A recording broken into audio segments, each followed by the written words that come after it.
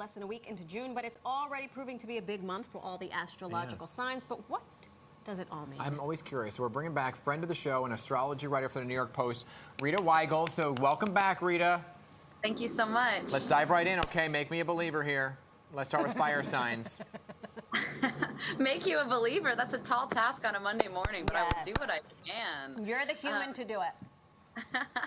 So as of today, Venus enters Leo. So we have Mars, our planet of conflict, and Leo, our planet of love, in the sign of courage and confidence. And for Aries, it's happening in their 5th house of pleasure.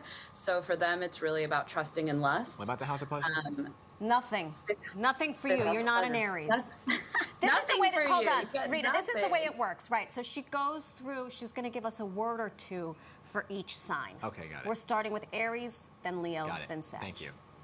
Thank you, Marisol. Quite welcome. And then, yeah, so Leo, Venus in their sign is really an invitation to sort of be the lover to themselves that they are always wishing someone else would be. You know, you don't need a congregation to be worshipped. You can do it all on your own.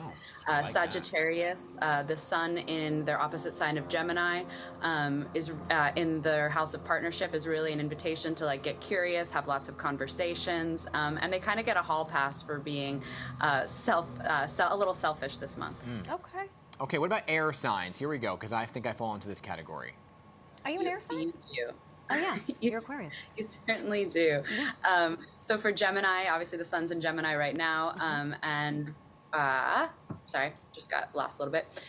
So Mercury, which is the ruling planet of communication and Gemini's ruling sign, moves into Gemini next week. So for Geminis who are always communicating, they have no problem speaking their mind, but there is a sort of a fine line between dispersion and chaos for them this month. So it's like express without hesitation, of course, but sort of discern what entertains you from what really sustains you. Okay. Libra? For Libra, that full moon in Sagittarius, the strawberry moon this weekend, kind of takes Libra a little out of their element, more into speaking up and acting out, less peacekeeping. And the lesson here is for them to understand that they're lovable even when they're not sort of being perfect pacifists. Okay. And then Aquarius, here we go. Here we go. Here you go, water bear. Fella. I'm listening. We love to see.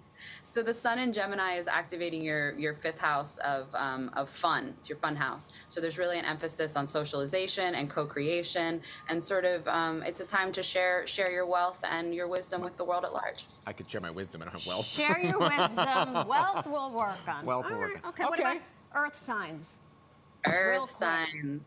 So for Taurus, the 4th house is called in this month, and the 4th house is, of course, like the house that you build, but also the house that you come from.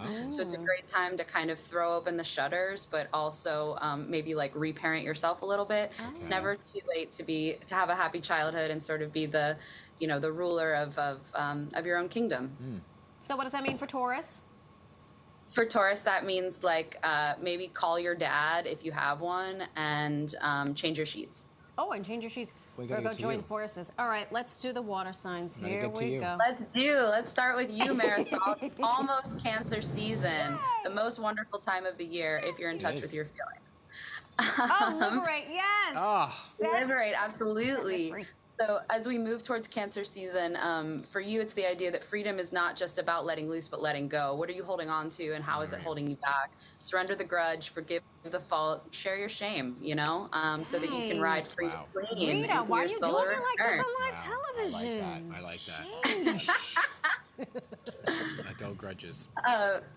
And Pisces has sort of a similar impetus as Taurus, where they really need to sort of clean it up to welcome in the new, streamline for summer. I say smoke cleanse your genitals, make way for a new kind of being, maybe a new lover.